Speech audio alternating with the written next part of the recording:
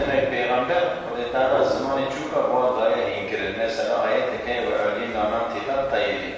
Yani Kur'an zamanı çok medayı inkirir. Mabada Hz. Süleyman, Hz. Davud var.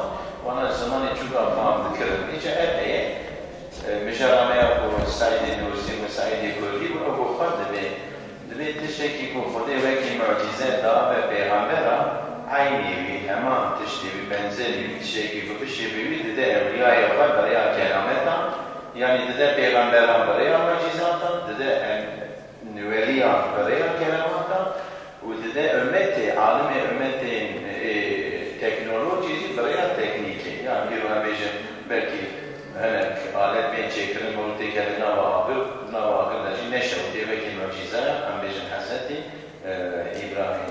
Yani eğer tişteki gayri makul bir şey veli ki bir kabul kırın mümkün o zamanı çok devam hinkirin yani bu prosjede ihtimali dur nemine. Ama Seyyid Abdülskır yani Kurdin Visina Said-i Kurdi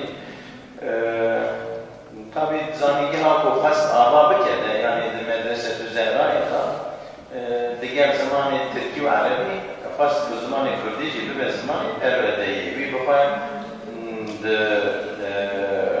rojnemeye Kürt taavül ile şuma Kurdici makaleye kendi sandı eygeli Kurdan falan seri o da hadırlar bu kuvveti da ittihadi da kuvveti yani diyekuni da hezheye kuvveti falan ne de mavida Rasnevi Sureyzman Kurdi en şekilde İslam'da ne getirdi o artık var şey Said-i Nursi tabi Peygamber'i ne çok Kurdan teni bu tabi Türkiye'de bu hatta alemin devlet bu şey o düve demede yani bu zamanı hakkın zamanı fermi Türkiye bu bir betir bu Kurdi na Türkiye'de ise de eğer bu zamanı Rasnevi Türkistan'da tamam belki bu Kurdici bir mesela çava bu makaleye